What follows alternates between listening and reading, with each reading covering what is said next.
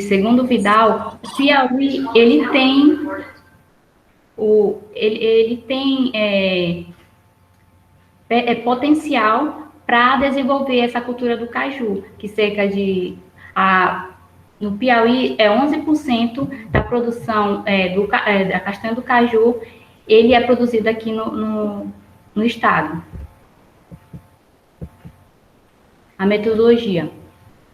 O tipo de estudo foi uma pesquisa aplicada, baseada na comunidade Labino, Ilha Grande. Foi uma pesquisa exploratória, levantamento bibliográfico, análise de estudo, e a análise desse estudo foi uma aplicação de um questionário, né, semi-aberto, que aí depois eu descrevi todos os relatos das pessoas que eu pesquisei. Aí o local de estudo foi na comunidade Labino, e cerca de 348 quilômetros da capital Teresina, e possui aproximadamente 1.500 habitantes. A característica da amostra. A pesquisa resultou em 35% dos agricultores que trabalham diretamente com a cajucultura, que são aproximadamente 20 pessoas. Dentre dessas 20 pessoas, eu entrevistei 8 pessoas. A amostra é o total de 20, e delas eu entrevistei 8. Coleta de dados. Como critérios de inclusão, foram profissionais que já atuam com grande experiência ao longo dos anos com o manejo do caju, que foi a líder comunitária, os agricultores e os moradores locais. Critérios de exclusão. Motivos climáticos, por não ter sido a amostra inteira devido aos fatores climáticos. Quando eu fui realizar essa pesquisa, foi em 2019, um período chuvoso, que a comunidade tinha muitas pessoas que eu não tive acesso a elas, porque devido estar numa área alagada. Aí eu não tive como chegar e fazer a entrevista. Indisponibilidade de agentes pesquisar, porque muitas das vezes eu ia na casa e a pessoa não se encontrava, e também a não aceitação para participar da entrevista. E também teve muitas pessoas que não aceitaram, aí eu também não insisti. Resultados de discussões. Análise das entrevistas. A primeira análise foi da líder comunitária, em que ela estabeleceu que 20 pessoas trabalham integralmente com caju na comunidade. Esse trabalho é realizado manualmente e de predominância feminina. 90% do universo da amostra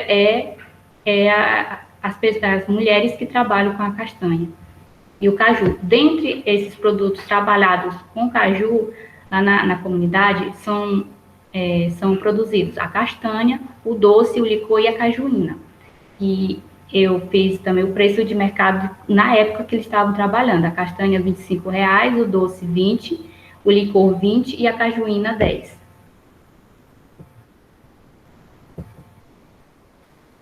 Em entrevistas com os agricultores.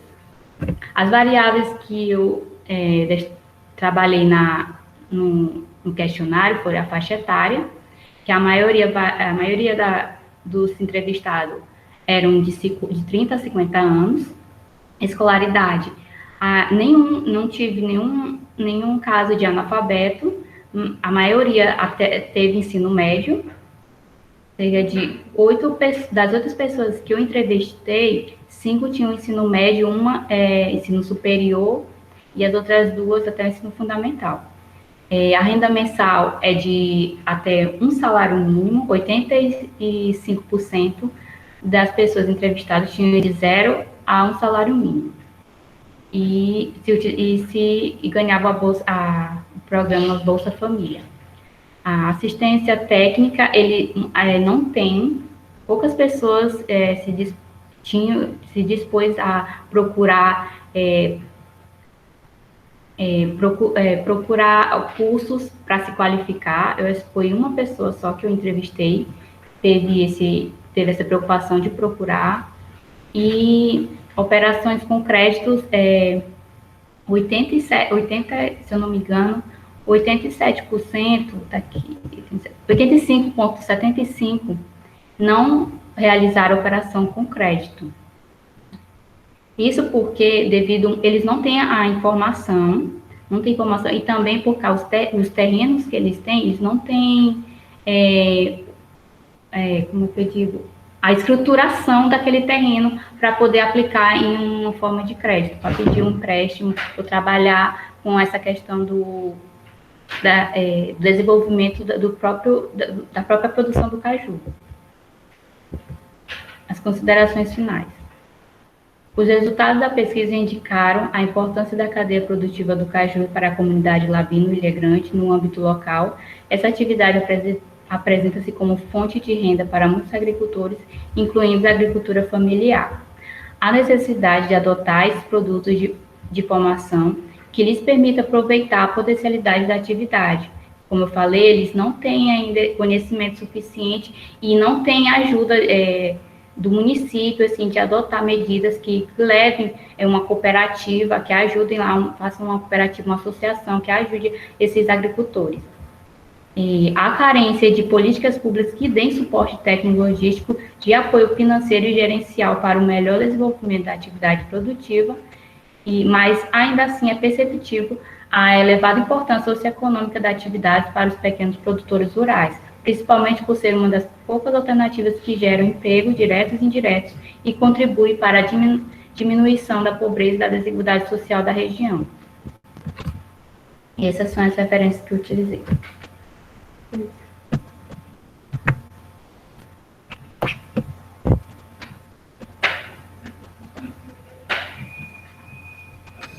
Beleza. Então é isso, né, Bia, seu trabalho? Isso. Agora, foi antes do tempo até, viu? Você tinha 15 minutos, falou em, acho que 13 minutos. Bem, agora a gente tem um tempinho para conversar um pouco mais, né, sobre o trabalho. Eu e o professor Helder, a partir de agora, a gente faz algumas considerações, algumas perguntas, né? E eu já queria começar perguntando coisinhas que não são nem exatamente sobre o trabalho, né? Primeiro, perguntar, mas quem é você, né? Você faz que curso? Você é estudante da graduação? E pelo que eu vi com relação à sua pesquisa, ela foi realizada no ano 2019, né? Então, ela não sofreu ainda os impactos da pandemia, né? Das restrições da pandemia. Beleza, não, mas comece se apresentando aí, depois a gente pergunta. Eu sou graduanda em Economia pela Universidade Federal do Piauí. Aí, esse é um trabalho pequeno, porque foi um artigo retirado do meu TCC. No meu TCC, ele está mais abrangente, está mais delimitado as questões, os gráficos, a entrevista em si, ela é mais abrangente. E eu já tinha feito um trabalho apresentado também na comunidade Labino sobre a cadeia produtiva. Ela é um artigo também que eu fiz da cadeia produtiva em si. Ela é mais desenvolvida tanto como eles pegam o caju, levam para o comerciante, como eles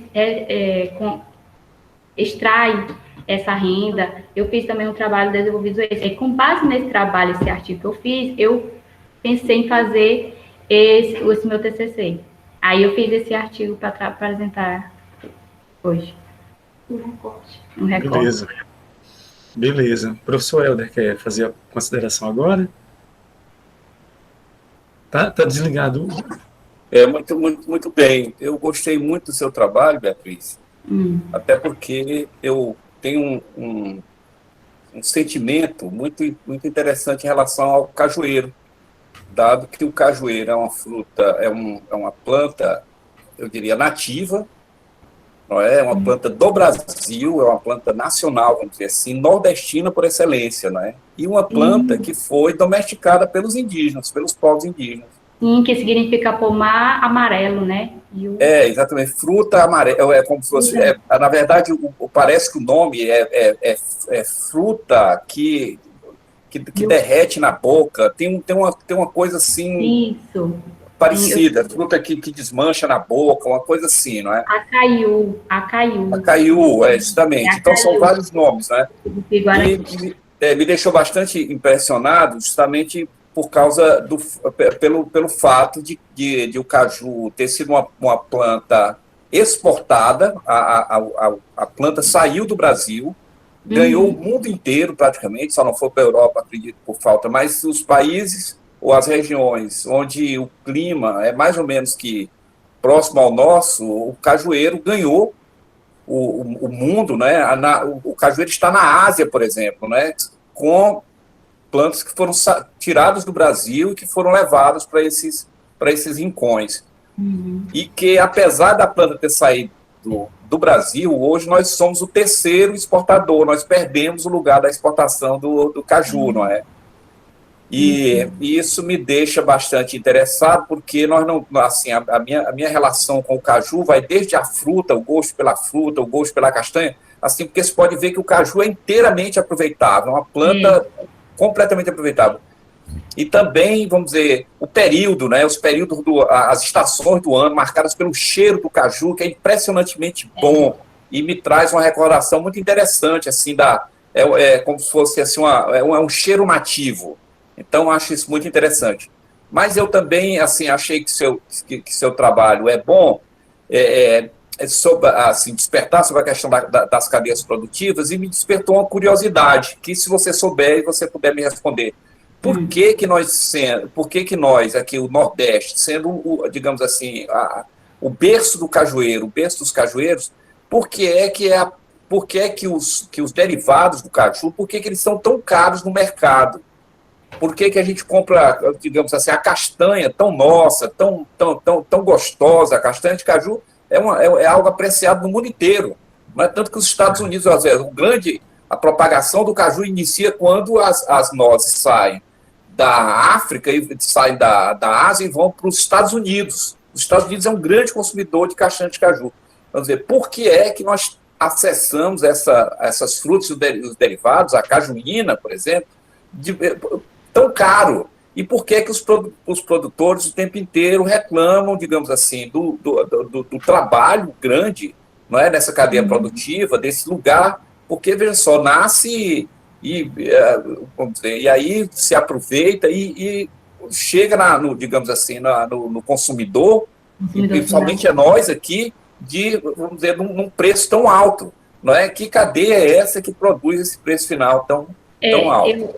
Eu considero que falta um olhar para desenvolver essas comunidades que trabalham, tanto é que quanto eu fazer, eles não têm tecnologias.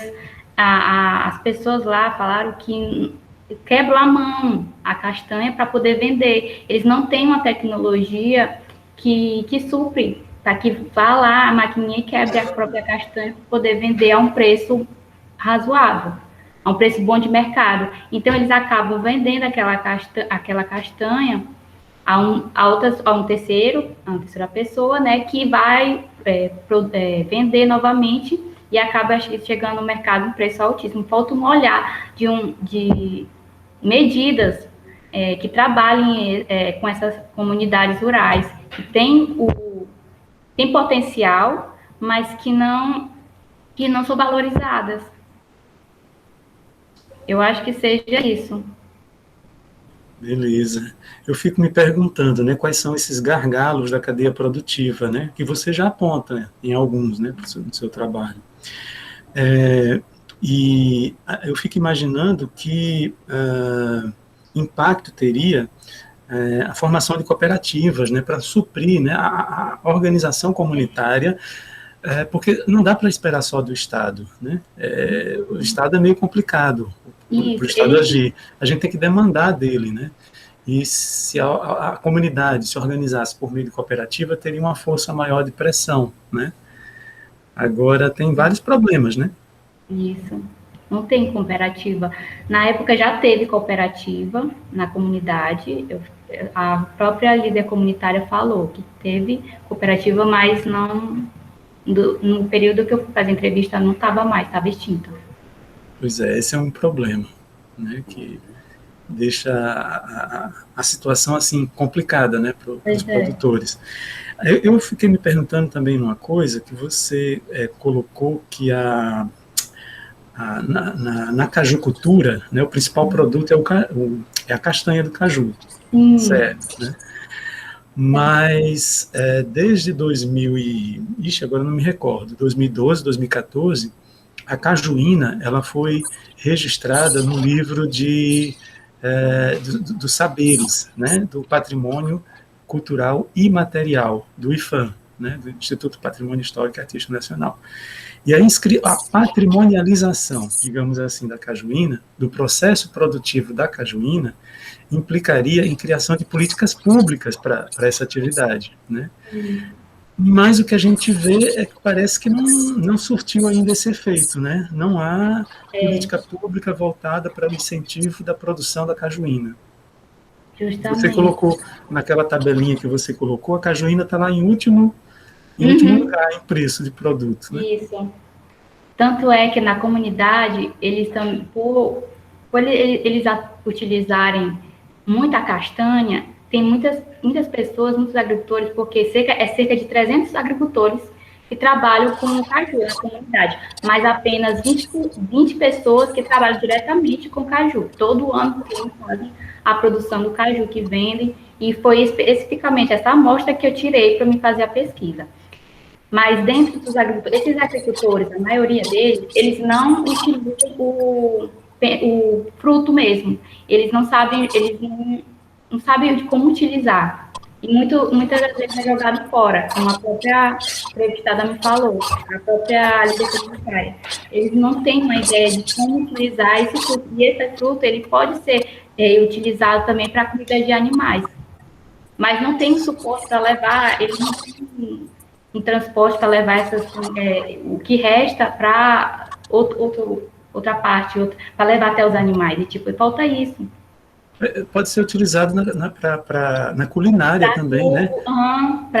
A galera vegana utiliza isso como carne vegetal, né? Tem processos de fabricação, quer dizer, poderia ter a atuação do Sebrae junto né, os produtores nesse sentido. Já tem participação aqui, a Joselma. Olá, Joselma, dizendo que caju é vida. Sim. De fato, caju é vida. É um fruto que, como o professor Alder falou, a gente pode utilizar ele todo. Ele é muito rico. Eu me apaixonei pelo caju por isso, porque a gente utiliza ele completamente. Não é um fruto desperdiçado. Ele é todo o ser utilizado. E é brasileiro, e é do Nordeste. Pois é, aí eu queria só aproveitar, professor e Beatriz, aí você supõe que o atravessador nessa cadeia, ele digamos assim, ele aumenta o preço, e aí uma coisa também que fica interessado, ele aumenta o preço, digamos assim, o produto, ao final da cadeia, a oferta do produto, porque assim, então, eu levo em consideração, todos os supermercados, eles dispõem assim, caju, cajuína e doce de caju. Um deliciosíssimo doce de caju. A melhor, vamos dizer assim, nós alcançamos os píncaros da gastronomia nativa com doce de caju, é impressionante. Vamos dizer, isso a presença desse atravessador, ele aumenta o valor final, e o que eu também fiquei interessado em saber, se você pode dizer se existe grande diferença, digamos assim, no lucro que o produtor lá no Labino tem, porque a castanha, ela mais ou menos já sai eu diria assim, quase que disposta para a venda, não há muito segredo, não é? Então você tem, vamos dizer, então você supõe que o atravessador, ele é, digamos assim, ele é responsável pelo aumento para o consumidor final? Ou isso não existe? Eu acredito que seja. Tanto é que os próprios agricultores, eles vendem o que eles produzem lá. E quando eles levam para o atravessador, é um preço menor do que eles vendem para a própria pessoa, do consumidor final. Eles vendem a um preço mais barato e o atravessador aumenta mais esse preço. E eles vendendo para as outras pessoas, como um dos entrevistados disse, tem gente, quando vai, turistas que vão para lá, que até fora de outros países já foram para a comunidade, né? E quando for comprar a castanha, eles preferem comprar mesmo do próprio agricultor, porque sai mais rentável para eles. Eu acho que o fato de ser produto de exportação também, né, ajuda, como o professor Helder falou, né, consumido lá fora, ganhou o mundo, né, a castanha do caju. O fato de ser comercializado lá fora faz com que encareça o preço aqui, né? Eles preferem os atravessadores, né? O grosso dos atravessadores, eu acredito. E não nessa produção, como é que eu posso dizer, essa agricultura familiar, nem tanto aí, mas na produção industrial, né? A produção industrial, ela é exportadora, né? Para fora. E falando nisso, eu lembrei também de um caso seguinte: eu estou orientando um trabalho sobre a cajuína, né, o processo de produção da cajuína agora. E a moça falou que tem uma indústria, né, uma fábrica de cajuína nos tabuleiros litorâneos, né, e me parece que não tem produção artesanal por lá. Ela não me falou sobre isso. Me falou de uma produção industrial da cajuína nos tabuleiros litorâneos, com área de irrigação, de um projeto federal, e não tem essa galera da agricultura familiar, né? A turma da agricultura familiar não está lá. Produzindo caju, a cajuína ou a castanha, né? Eu não tenho conhecimento sobre isso. Mas o que ela me falou é que tem uma fábrica de cajuína nos tabuleiros litorâneos. Aí eu acho que serve para a gente pensar essa reprodução dessas situações de desigualdade e de exclusão, né? O que o produtor industrial tem acesso lá e eu não escutei falar sobre produção de agricultura familiar por lá. Talvez tenha, mas eu não escutei falar. É interessante, antes da Beatriz aí responder, vou falar alguma assim, é sobre a cajuína, não é? Então, bom, eu na minha inocência em relação à questão econômica, a questão da cajuína, não é? Então, eu sou consumidor de cajuína, consumidor ávido. Aqui em casa a gente sempre tem cajuína, sempre dispõe cajuína, porque a gente gosta muito. Mas a gente vê diferenças, não há uma espécie de uniformização digamos assim, do sabor. Eu acho que isso é interessante também. Você pode sentir o caju em várias etapas, digamos assim, né? Você pode sentir a cajuína com gosto de caju, digamos assim, mais maduro, outra uma cajuína mais, assim, uma cajuína mais nova, um caju mais fresco, mais novo, né? Vamos dizer. Mas essa questão da cajuína, a Coca-Cola tentou fazer a luta do Piauí no sentido esse esforço. Foi, inclusive, duas pessoas conhecidas, né, duas antropólogas conhecidas, que fizeram prepararam o processo, não é? Mas a luta era justamente para conter, digamos assim, a cajuína, a tentativa de apropriação da cajuína, enquanto esse sabor que tem um público normalmente interessado, não é? Pela Coca-Cola, não é? E isso é muito interessante, porque, vamos dizer, não é apenas a amêndoa do caju, mas também, não é? Mas também o fruto e também o suco do fruto, até porque nós temos o consumo do próprio suco de caju, não é? Do próprio suco de caju também implicado nessa. Então, uma planta com digamos assim, com muitas potencialidades. E aí eu fico me perguntando se o caju fosse fruto nativo de outra região, se nós não, assim, se o Brasil inteiro não consumiria, justamente nós não, porque eu não sei se você concorda, mas eu fico imaginando que se nós tivéssemos, ou ainda nós tivéssemos um olhar mais interessado do Estado, etc., nós poderíamos, inclusive, ter mais produtores, ou ainda mais, não é? Mais à disposição e mais barato no mercado. Eu não sei se você concorda, Beatriz. Tem potencial. O Piauí tem potencial para isso. Falta esse olhar das governanças, de políticas públicas voltadas para esses agricultores, para essa cadeia produtiva que tem como produzir, como fazer esse material ser vendido, esse produto ser vendido. Principalmente a cajuína, que a cajuína é patrimônio do Piauí. Do Brasil. Do Brasil. Patrimônio cultural imaterial do Brasil. Exatamente. E isso, né, mais uma vez, como eu disse, isso implicaria, esse registro, né, essa patrimonialização, implicaria em criação de políticas públicas. Né? É dever do Estado criar políticas públicas para incentivar a produção da cajuína. Mas está sendo omisso, né? O Estado não tá fazendo... Mais uma vez. Não está cumprindo o seu papel. Mais uma vez. Exatamente. Por quê? Porque é um produto regional, né, do Piauí. Aliás, tem uma disputa aí também com o Ceará, né? O Ceará, ele conseguiu capitalizar melhor, né, o processo produtivo, a cadeia produtiva, né, do caju, sem dúvida, da castanha, né? Sem dúvida. Acho que ocorre mais ou menos o que ocorre com caranguejo. Deixa eu né? falar. Vai lá, Joselma. O que é produzido aqui, né, aqui em Parnaíba, o que é produzido em Parnaíba, né, de caranguejo, e acredito de caju também, é exportado para o Ceará, e o Ceará beneficia e consegue lucrar mais do que onde foi produzido originalmente. O mesmo com a carnaúba, professor. Com a carnaúba, né? Pois você quer falar alguma coisa? A Joselma quer falar. Eu quero falar. Fiquei emocionada. Quero falar do que emocionada. Ai, professora. Tô nervosa. Eu queria falar, Bia, que foi o meu TCC, foi sobre o caju, né? E aí dentro do turismo, a gente vê quanto é negada a identidade cultural do caju, né? E aí tem uns textos que eu poderia até, se você quiser me contatar aí depois, é o professor Luiz Antônio. Eu posso fazer essa troca.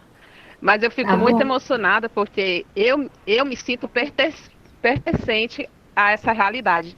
Aqui mesmo, no momento onde eu estou, só o que tem é pé de caju. Não sei se você consegue ver. Tô vendo aí uma vegetação assim. Que tem pé de caju. Uhum. E é tudo pé de caju. Então, quando você começa a fazer uma discussão sobre essa valorização e da produção em si, da cadeia produtiva, que é o foco aí do seu trabalho, você vê o quanto é desvalorizado esse produtor da ponta. Porque a indústria mesmo, ela só se importa com a castanha para a produção europeia, né? E aí, se você tem um texto muito bom, uma tese de doutorado de um professor da área de economia, do Ceará, que eu acho que ele é um texto de base fundamental, que ele é o primeiro cara que começou a discutir sobre o caju no Nordeste brasileiro. E aí você vai ver que, historicamente, o caju surgiu no Brasil, ele não tem um outro como resquício dele em outra parte do mundo. Ele realmente é do Brasil. Pode ter outros estudos aí, mas ele foi o primeiro a falar sobre isso. Então, assim, quando você fala em caju, eu fico emocionada, porque não tem como você e não conhecer um pé de caju. Você vai lembrar da sua infância, de você subir no pé, da castanha doce. Tem toda uma questão cultural envolvida nisso que não é valorizada como patrimônio, porque não é só a cajuína, é a valorização mesmo da produção, de todo esse processo. Que você lembra as suas memórias afetivas, de pertencimento dessa realidade. E era só isso que eu queria falar, senão eu vou me estender aqui. Tchau. Seu comentário, né? Agora eu quero fazer só um comentário, que é interessante.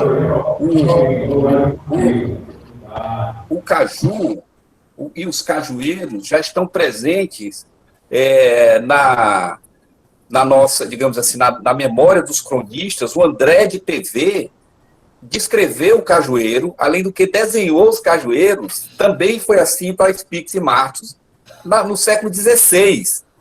Então, 1558, 1560, ele estava descrevendo o caju e também desenhando as flores do caju, porque, digamos assim, mais de uma ocasião, assim, pessoas que trabalham com moda gráfica já colocaram o caju assim como, digamos, como elemento importante na constituição dessa brasilidade, né? Então, o caju tem esse papel também, ele aponta para a nossa, digamos assim, para a nossa memória histórica, né?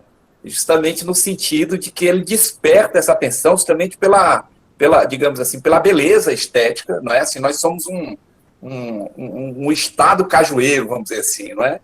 E também digamos, pela riqueza. O cajueiro, a madeira, a goma do tronco, os galhos queimados nas fogueiras de São João. Então, o caju, ele tem digamos assim, um lugar holístico, digamos assim, no que a gente chama de... Se a gente pensar numa cultura piauiense, então o que nos representaria seria, digamos assim, os cajueiros, né? As carnaubeiras não é? Digamos assim, como plantas que representam, que trazem consigo vamos dizer, essa identidade piauiense, né? Uma coisa interessante também, José está falando do aperitivo, o vinho de caju. Eu provei de um vinho de caju, de algo que foi me dado como medicamento, que pouco se fala assim, nessa possibilidade. Na terra indígena Craolândia, para problemas de estômago. Então, eu estava reclamando, o estômago dolorido, e eu falei com a idosa da casa, e ela foi até um pé de caju, e ela tinha uma planta, no cajueiro, ela tinha uma garrafa, e dentro dessa garrafa, o caju havia nascido dentro da garrafa, e tinha, vamos dizer, tinha lá um líquido, uma bebida. E ela disse que eu podia tomar, e de fato eu tomei, e a dor que eu estava sentindo, o desconforto, amenizou com essa de caju. Então, os craôs no Tocantins também usam o caju como planta medicinal, né? Que assim pouco se fala. E isso é muito interessante. Do sistema alimentar a processos terapêuticos, né? Sim, sim. O caju. Multifuncional. É multifuncional. Né? Aí eu fiquei lembrando, você fala da carnaúba como árvore da vida, mas a descrição que você fez, Helder, é que o caju também é árvore da vida, né? O caju também é árvore da vida piauiense. Se a gente tiver uma planta símbolo além da carnaúba, certamente tem um lugar. Está ali equivalente. Está ali ponta a ponta, né? Acontece que a carnaúba, por alguma razão, não sei se, não é? Tem mais digamos, esse perfil, assim, a maior interesse, né? No caso da carnaúba, menos, eu suponho, inclusive, porque, vamos dizer, é como se fosse uma planta integrada à nossa própria existência, assim. Então, não há só um cajueiro. E a abundância, né, do cajueiro, meio que é familiar demais, e assim. Então, isso não, a gente já sabe o que tem que fazer, como é que faz, adora a cajuína, etc. Mas deixa eu contar outro fato interessante. Em Brasília, achei num restaurante chamado Natureto, o nome do restaurante. Fica na Asa Norte. Foi lá para onde o Gilberto Gil foi comer quando foi empossado ministro da Cultura. Foi lá o almoço que ele deu lá para as pessoas no Natureto. É um restaurante ótimo, talvez um dos melhores restaurantes naturais de Brasília. Mas me disseram lá, me informaram que a cajuína tinha álcool. Não é? O que não é verdade. Vamos dizer. Então, vamos dizer, é a cajuína na disputa com as outras bebidas. Não é? Então, você vai dizer que a cajuína não tem álcool, que é justamente para as pessoas não consumirem achando que vão consumir alguma coisa alcoólica. Né? Então, a disputa com as outras beberagens. Eu tive que explicar para o dono do Natureto que isso não era verdade. Que isso não, ele falava assim, não é porque disseram. A gente podia, inclusive, vender mais, ele me disse. Mas parece que tem álcool dentro. Falei, olha, com o meu conhecimento, não é. Pode ser, inclusive, que alguém tenha feito uma cajuína misturada ao álcool. No entanto, a cajuína nativa, que a gente conhece, famílias de produtores, que isso é uma coisa também muito legal, que aí precisa do trabalho do Ministério de lembrar. Esperantina, no Piauí, tem assim, famílias, tradições de cajuína. Assim, disputas, qual é a cajuína melhor, qual é a cajuína mais bem tirada, isso é fantástico, mas não se tem um festival anual do caju, essas coisas que vão terminar, não é assim, como política pública, vão terminar incentivando o consumo, também a melhoria das condições, não é? Mas ela já concorre. Atrapalhando, Helder, você, desculpa. Mas eu fiquei pensando aqui em alguns possíveis desdobramentos do trabalho da Bia, né? Você tem material aí para continuar estudando durante um bom tempo, né?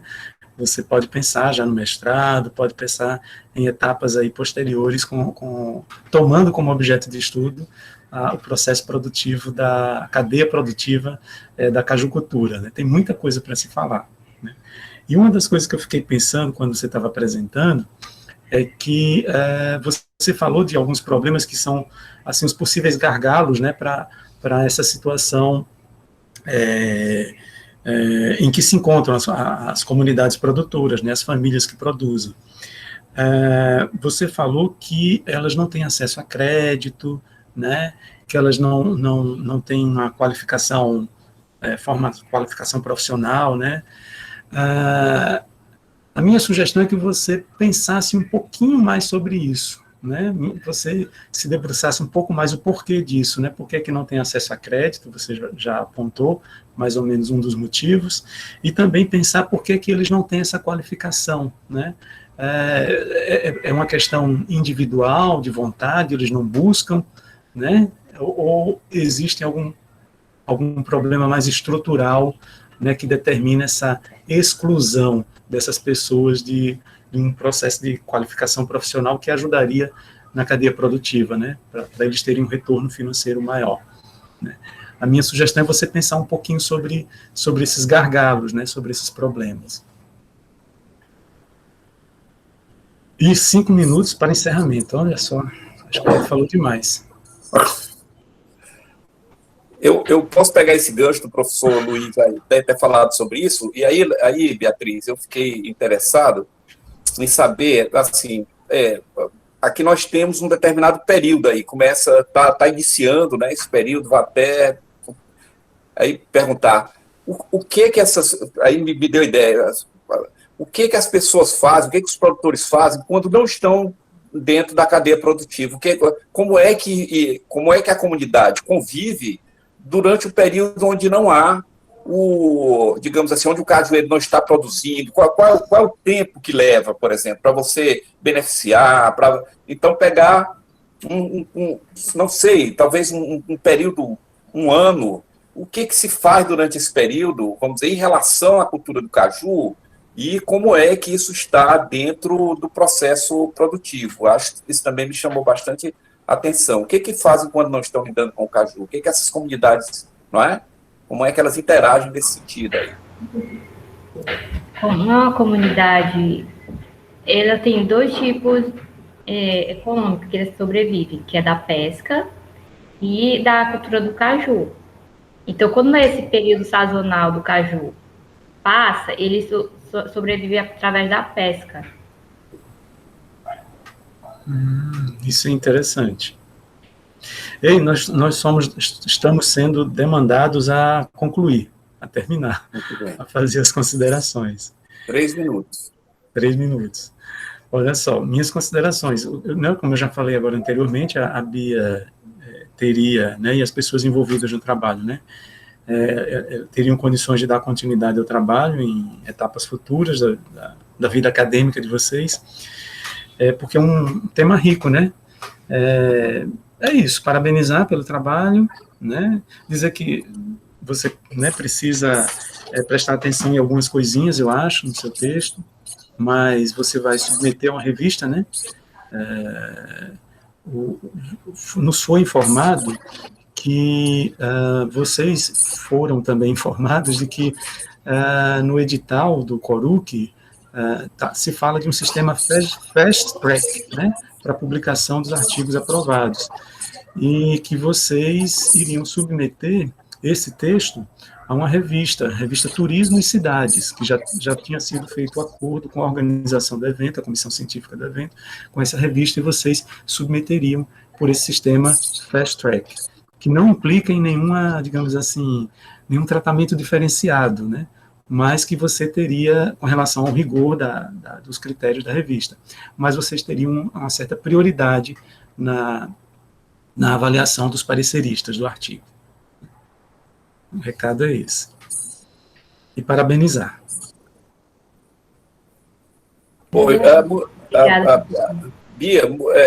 Beatriz, então dá os parabéns, muito interessante, é uma questão são questões muito interessantes, questões abrangentes, questões que podem, aí eu queria fazer essa consideração, é justamente que uma das formas que nós temos de incentivar, digamos, essa apropriação nativa é justamente fazendo bons trabalhos, né, científicos que podem, digamos, aí criar, não é, aí chamar atenção para a necessidade de se tratar melhor, ou ainda de se pensar melhor para a partir daí produzir políticas públicas que sejam interessantes para todos, e justamente a partir de trabalhos como o seu.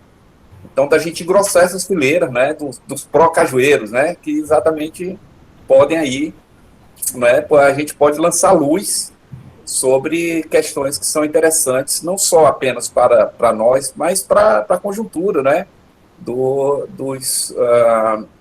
das pessoas dentro dessa cadeia produtiva. Então, parabéns pelo trabalho. O professor Luiz já deu o recado do Coru aqui para você. Agradecer, foi muito satisfatório estar aqui nesse evento.